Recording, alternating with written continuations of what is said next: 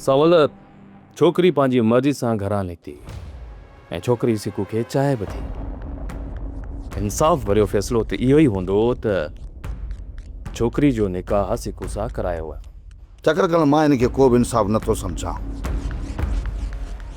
हा, बाक़ी जेकॾहिं तव्हां छोकिरी जी राय जो एतिराम था कयो त इहा अलॻि ॻाल्हि आहे। बाक़ी इंसाफ़ त इहो आहे त छोकिरी जो निकाह मुंहिंजे सौट सां ई थियणु घुरिजे, छो त हू उनजे नाले सां जुड़िजी वनवाह में वेठल हुई। ऐं चकर खानी इहो फ़ैसिलो कंहिंजो थियलु हो? यादि थियो न, तव्हांजो ई थियलु हो। हाणे छा तव्हां पंहिंजे फ़ैसिले तां पेर खिसकायो था? मां फ़ैसिले खां इनकारी न आहियां सावा, पर मां छोकिरी ते ज़ुल्म करणु नथो चाहियां। हू बि हिकु इंसानु आहे, हुनखे पंहिंजी ज़िंदगी जीअण जो पूरो पूरो हक़ हासिलु आहे। छा छोकिरी जी मर्ज़ी जो एतिराम न कयो वञे? तव्हां भले राम खाओ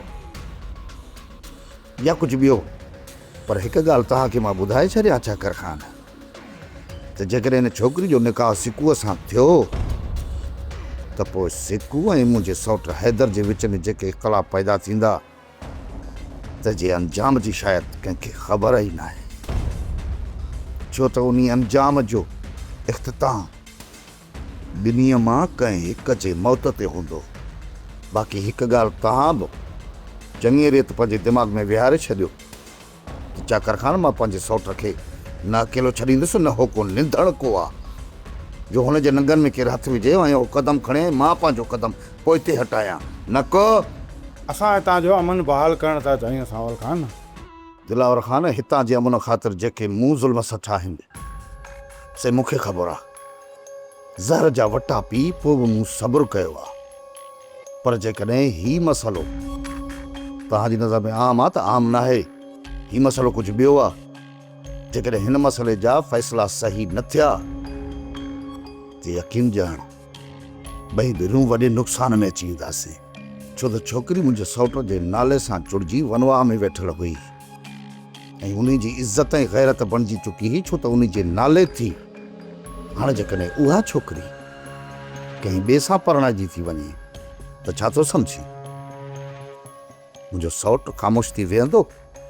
न दिलावर ख़ान, ऐं उते मुंहिंजो बि को वस न हलंदो। वधि में वधि मां एतिरो करे सघां थो जो पंहिंजे सौट खे सम्झाइण जी कोशिशि कंदुसि। बाक़ी उन खां पोइ जेकॾहिं मुंहिंजो सौट नथो मुड़े त मूंखे बि मजबूर थी पंहिंजे सौट जो हर विख हर क़दम ते साथ ॾियणो पवंदो। मुंहिंजो ज़मीर, मुंहिंजो उसूल ऐं मुंहिंजी ग़ैरत बि ईअं थी चवे। बाक़ी सौट मुंहिंजो रतु आहे, मुंहिंजो भाउ आहे। उन खे मां कंहिं बि मक़ाम ते कंहिं बि मोड़ ते अकेलो नथो छॾे सघां। जेको उहो कंदो मां बि उन जो भरपूर साथ ॾींदुसि। बाक़ी चाकर ख़ान मुंहिंजे सिर जो साईं आहे, हे जेको फ़ैसिलो कंदो मूंखे क़बूल आहे। हाणे तव्हां पाण में ॿई वेही सलाह कयो ऐं मूंखे जवाबु ॾियो त छा छा करणु चाहियो। मां हलां नथो।